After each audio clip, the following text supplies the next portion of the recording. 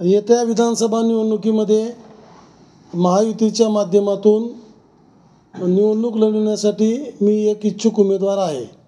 आणि अजितदादा पवार गटाचा मी माणूस असल्यामुळं आणि अजितदादा पवार गटाच्या स्थापनेपासून मी इथं पक्ष वाढवण्यासाठी प्रयत्न केला असल्यामुळं मी माझ्या उमेदवारीसाठी दादाकडे दावा दाखल केलेला आहे। याच्यामध्ये दावा दाखल केल्यानंतर मग सुरुवातीला विषय आला की ही जागा आपल्याला सुटणार का,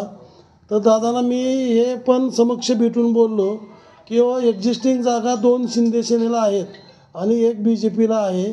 आणि मग आपल्याला इथं पक्षाचं कामकाज चालण्यासाठी एक जर जागेची संधी मिळाली तर त्या जागासाठी आपण विजय संपादन करू किंवा निवडून येऊ अशी पूर्ण तयारी सर्व दृष्टिकोनातून, संपर्क म्हणा किंवा आर्थिक म्हणा किंवा लोकांच्या प्रत्येक गावोगावी आपली माणसं असणं म्हणा, यातून तयारी झालेली आहे। आणि त्यामुळं जर आपल्याला जागा सोडून घेतली तर निश्चितपणे आपण त्या जागेवर विजय मिळवू आणि म्हणून मला उमेदवारी द्यावी असं दादांना मी बोललो। तर त्यानंतर मग ह्या उमेदवारीबाबत जी काय आमच्या पक्षात चर्चा चालू होती त्या अनुषंगानं विक्रम बाप्पा इच्छुक असल्याचं समजल्यामुळं मग आम्ही म्हणजे जिल्हाध्यक्ष दुर्गुडे आणि जे सुरेश बिरारदार साहेब विक्रम बाप्पाला घरी जाऊन भेटलो आणि त्यांना म्हणलं की तुम्ही सध्या शिक्षक आमदार आहात आणि तुमच्यासाठी मी 2 दिवस औरंगाबादला पक्ष कार्यालय उघडण्यापासून ते फॉर्म भरण्यापासून निवडणूक होईपर्यंत प्रचार कार्य केलं आहे। जयंत पाटील साहेब जेव्हा तुमच्या प्रचाराला MLCसाठी आले होते त्यावेळेससुद्धा मी त्यांची आगवानी करून त्यांच्याकडं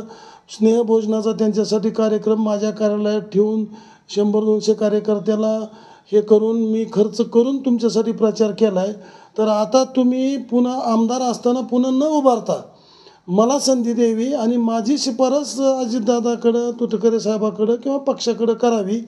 आणि मला थोडीशी तयारी करायला मोकळी देऊन जशी मी तुमची पाठराखण MLCला केली तशी माझी पाठराखण तुम्ही विधानसभेत करावी अशी मी त्यांना विनंती केली। तर त्यानंतर मग त्यांनी मला म्हटले की मला नाही, पण मला ते दादा आणि तटकरे साहेबच म्हणतात की तुम्ही विधानसभा लढवा आणि आपण तिथं सर्वेमध्ये कमी असल्यामुळं तुम्ही एक्झिस्टिंग आमदार MLCमधून आहेत आणि विधानसभेमधून तुम्ही निवडून आले तर तुम्हाला थोडंसं भविष्य चांगलं राहील